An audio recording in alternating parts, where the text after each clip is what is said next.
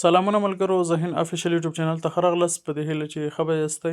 لیدونکو، په نن ویډیو کې به زه تاسو ته ډېر یو زبردست وی پی ان معرفي کوم، کوم سره چې تاسو فیسبوک، انسټاګرام، ټیک ټاک، همداشان پلی سټور کوم اپلیکیشنونه چې په افغانستان کې بند شوي دي هغه به تاسو سره کار کوي او مکمل ښه ډول به کار کوي. یعنې تاسو انټرنیټ به هم ورسره تیز وي او ستاسو ډیټا به هم خوندي وي. تر ټولو ښه وی پی ان دی، سمه ده. او بل خبره دا ده پکې چې دا فری دی، یعنې په پیسو باندې نه دی، سمه ده. نو ملګرو، دا طریقه صرف د انډرایډ دپاره ده، یعنې هغه موبایلونه چې آیفون نه دي نور ټول موبایلونو ته کار کوي، صرف آیفون نه بغیر نور ټول موبایلونو ته دا طریقه کار کوي، سمه ده.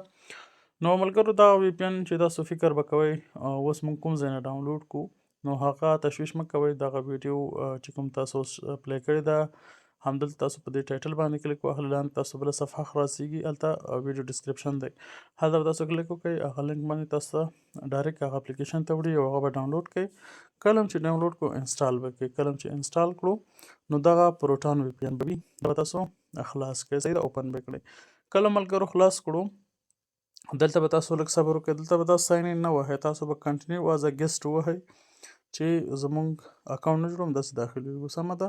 اکاونټ جوړولو ته هېڅ ضرورت نشته دی. یو اکاونټ چې جوړ هم کړي نو هغه څه فایده نه لري، هغه همداسې تاسو استعمالولی شئ. دلته به تاسو ناټ ناو باندې کلیک وهئ، دویم اپشن لاندې ښه، او دلته به لږ منتظر شئ تر څو تاسو ته هغه د وی پی ان د کومه صفحه ده هغه به تاسو ته خلاصه شي.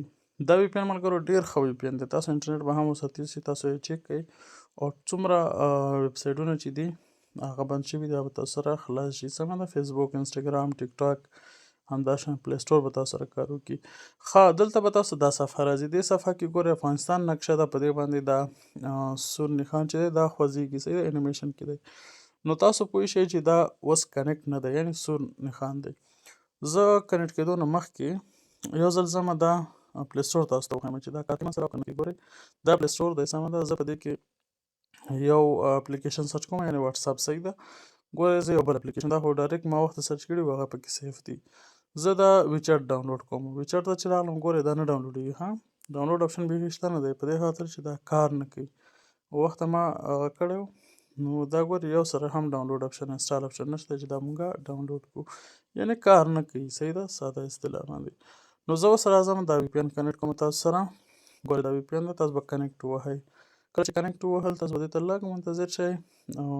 ښه ملګرو، دا دی کنیکټ شو، اول ځل لږ ډېر وخت نیسي، سمه. دلته به نو تینکس ووهئ، بس تاسو وی پی ان کنیکټ شو، سمه ده. کله چې کنیکټ شو دا شیان به شین رنګ باندې شي، مقصد دا کنیکټ شو او پاس کولف چې دی هغه به کولف شي، پروټیکټډ به ولیکي. ښه، زه اوس راځم بېرته پلی سټور ته، دلته پلی سټور راځم، ټرای اګین وهمه. ګورئ هماغه اپلیکیشن دی، انسټال ورسره راغی. ښه، اوس بېرته وځم او ویچټ دی نه مخکې ما خلاص کړی و که نه، نو زه ویچټ خلاصوم. څه شو دا دی، نو دا ویچټ ګورئ یو ریفریش، دا د انسټال اپشن ورسره راغی، نو کولی شئ تاسو دا اوس انسټال کړئ.